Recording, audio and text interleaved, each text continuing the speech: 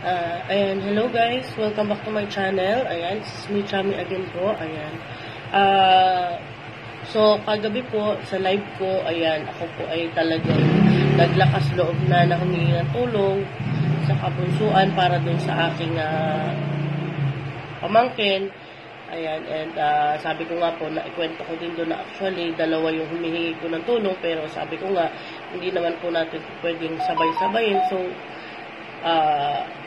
i-priority ko po yun dito sa bata na pumutok po yung appendix niya, inoperahan.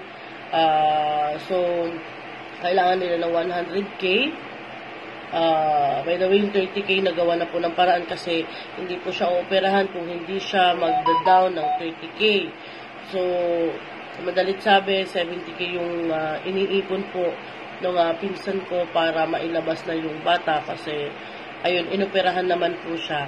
Nagpapagaling, yun nga lang, sabi ko nga po, alam nyo naman yung process, bayad, and nag-ask din po ako kung pwede mo na mag-promissory para hindi palaki yung bill nila.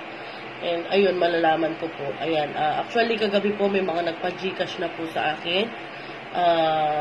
Ayan, sabi ko po sa kanila na yung kitain ko po ng Gcash ko until Saturday o Sunday o Saturday kasi Sunday ipadala ko na sa kanila kasi guys kung uuwi pa po ako ng Mindoro para ma-videohan lang yung bata mas malaki po ang gasto so yung ipapamasahin natin, di ba, ibigay na lang din natin doon.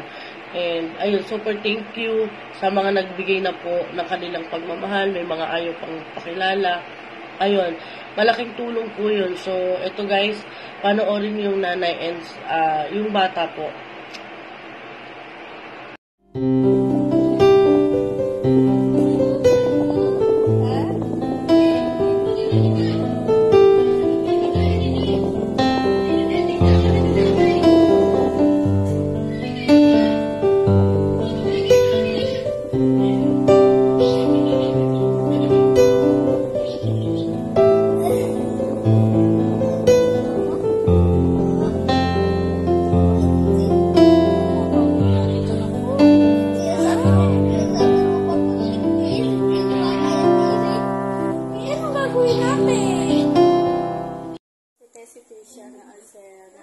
Kumakatok sa inyong mabuting puso na humihingi ng tulong para sa aking anak na operahan sa appendix.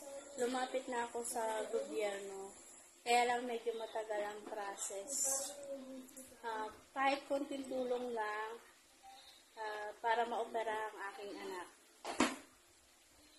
Salamat po. So, yun guys, yun po yung baby. Oh, yun yung bata. Ayan, actually siya po ay classmate ng anak ko. Ayan, anak po yan ng pinsan ko, pamangkin ko. Ayan, nagpapagaling siya. Siyempre, masakit. Kita nyo naman na talagang nasasaktan yung bata. So, ako po as a nanay, sabi ko nga, kahit pinakamahirap sa parte ng pagiging vlogger, nanghihingi ka ng tulong sa mga sponsor, para lang hindi ka ma-issue, pero alam mo yun, pag nanay ka kasi, sabi ko nga po, kahit saang impyerno, lalapit ka para lang sa anak mo. So, sa lahat po ng magbibigay at nagbigay pa, maraming salamat po. More blessings po sa inyo, and sana po ay pagpalain po kanila. Thank you mga kabunsuan.